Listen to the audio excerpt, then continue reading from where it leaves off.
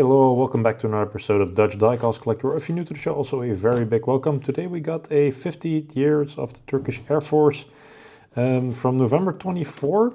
It's the F-4E Phantom from the Turkish Army in a very badass livery. Originally I cancelled my pre-order when I saw the pre-launch pictures, and then after a while I thought like, hey shit, it's actually a really cool plane. So I was happy to find one afterwards. It was quite a bitch to find one, but I finally found one, so I'm very happy. The box is, as always, the standard. Now, as always with Hobby Master, it comes nicely packaged in the box. Parts are mainly stored in the box. Some parts are underneath in bags. That's our fuel tanks, for instance, and some empty rocket pilers. And of course, a full stand, which we will assemble in a sec. Once you have removed the plane, you will be greeted by a very cool Phantom Forever and the Phantom 2 logo.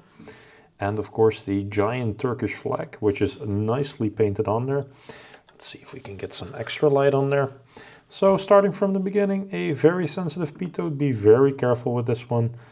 The rest of the logos is very basic and standard. In the cockpit there are some details. Let me remove the parts and get some light on the cockpit. So there are some basic details in there, which are very good. And of course you can go with double open canopy. There's a separate glass for it. We'll get to that also in a sec. Then the paint job, very nicely done, I have to say. The blood almost like the flag. The star in it from the Turkish flag, nicely done. And of course the half moon. Plastic tail parts, watch out. Watch also out with this little guy here.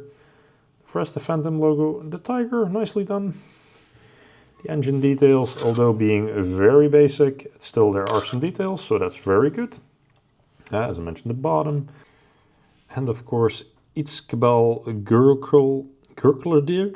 I'm bad with Turkish pronunciation, sorry guys. But this was the man that founded most of Turkish aviation, actually, for modernization. So with a famous sentence, apparently, the future is in the skies. Now, nice that they have incorporated them in their jet, which is really cool.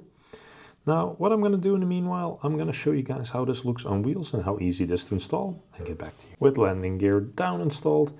Now, one thing that I've noticed a couple of times already, these sometimes can be very hard to install. These are the side claps for the rear wheels. You need to slim them down a little bit. We'll do that off cam. I'm not going to do it on cam. Sometimes they fit, sometimes they don't. I'm not sure if the left one will fit. Let's check. No, same story, also too big, so there is too much paint. Now this one barely fits, but that's how that would look. On wheels it sits quite cool, I have to say. I have a couple on wheels, and of course the open canopy, as I mentioned. This is how that would look. So just two packs holding it down. Let me get you guys a bit forward, by the way. But what sometimes happens, I've noticed a couple of times already, they're a bit lacky in sitting. So this is how that would look. It is a nice look though if you have it on an open stand, let's say, but not really my thing. As for pilot figures, usually they fit quite okay. As I mentioned in upper episodes, sometimes they are a bit different scale.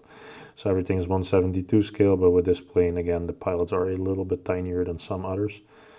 Now I'm gonna see if I can fiddle in the pilot figures, but sometimes it's not as easy. Now you need to be very careful with the ejection handles that are on top of them. They're quite easy to... Man, the light is bad today.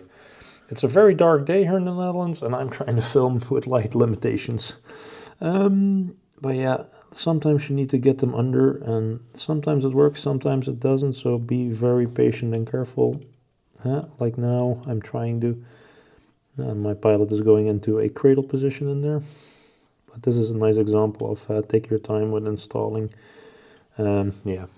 Alrighty guys, with everything installed, now I have to be honest again, the fuel tanks sometimes are a bit tricky to get in.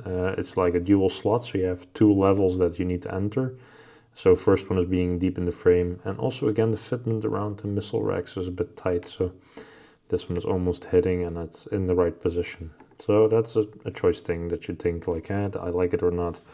Another downside is when you're running on this modern stand, and by the way, yes, I'm pointing with a knife. There are two rubber stops you need to remove to get the stand in, so we're gonna do that now. And with the stand installed, it looks something like this. Let me get some light on it. So you have to remove the face of the Phantom almost to get it in there, so that's a bit double. But then again, you're left with a very nice model. I have to say the front glass on mine here is a bit tricky. It's a bit popping out sometimes, so I might need to look into what's causing that, but we'll see in a sec. It's still a very nice example of how a Phantom should look. And there you have it, guys, a finished Phantom. Let me get some light on the top here. So yeah, a very stunning paint scheme. Fitment of the weaponry, not super bad, although it's just empty racking. But as always, it's a bit tricky with the double slots, let's say.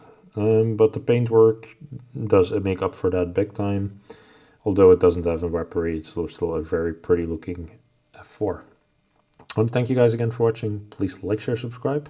Especially subscribing helps a lot with supporting the channel. And hope to see you guys next time. Bye bye.